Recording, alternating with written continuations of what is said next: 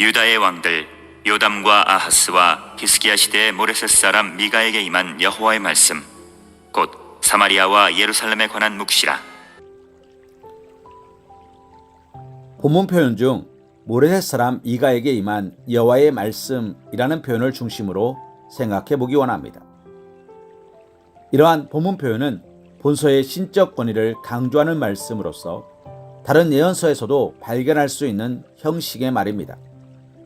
이는 본서가 단순히 미간한 사람 자신의 개인적인 묵상과 사상에서 비롯된 내용이 아님을 명시하는 것입니다. 그것은 인간의 말이 아니라 하나님께서 미가에게 계시로 주신 말씀이었고, 그것을 미가는 전하고 또 기록한 것입니다. 물론 이는 본서의 예언이 하나님께서 불러주시고 그 말씀을 한치의 오차도 없이 그대로 기록하였음을 의미하는 것은 아닙니다. 본서는 하나님께서 부여하시는 신적 권위를 지니지만 거기에는 미가라는 인간에게 주어진 자연적 요소도 깃들어 있기 때문입니다. 이는 모든 성경에 대하여 마찬가지일 것입니다. 즉, 성경을 하나님의 말씀이라 할 때 그것은 하나님께서 인간에게 문자 하나하나를 구술하시고 이를 그 자리에서 기록하게 하셨음을 의미하지 않습니다.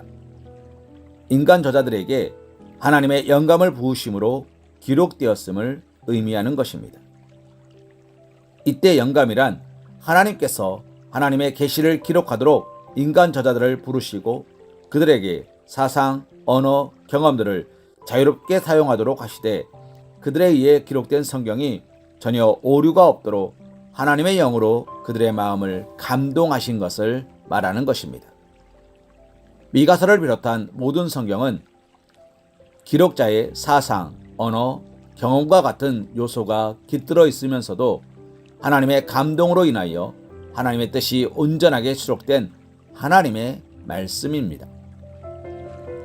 그런데 우리가 여기서 주목해야 할 사실은 하나님은 인간들에게 자기의 뜻을 말씀하실 때 인간 집단 전체를 향하여 직접 말씀하신 것이 아니라 사람을 하나님의 대언자로 세워 말씀하셨다는 것입니다. 우리가 성경을 보면 하나님은 단 한 번도 직접 인간 전체를 대상으로 말씀하신 일이 없습니다. 또한 하나님은 천사를 통해서 그리하신 일도 없습니다. 그러나 한 개인, 아브라함, 이삭, 야곱 등 족장들이나 모세와 같은 선지자들을 향하여서 하나님께서 그 계획하신 바를 직접 말씀하시는 예는 얼마든지 찾을 수 있습니다. 하나님께서 백성의 공동체 전체를 향해 말씀하실 때 반드시 선지자나 대언자를 세워 말씀하신 것입니다. 이와 같이 하나님께서 인간을 향하여 말씀하실 때 반드시 대언자를 세우시는 것은 직접적으로는 하나님의 말씀을 대면할 수 없는 인간의 연약함을 배려한 것입니다. 왜냐하면 죄인은 직접 하나님의 말씀을 들을 수 없을 뿐 아니라 듣는다 하여도 무슨 말씀인지 이해할 수 없기 때문입니다. 경우에 따라서는 하나님의 계시를 기록하거나 선포하도록 부름을 받은 사람도 그 의미를 몰라 천사로부터 해석을 들어야 하기도 하였습니다.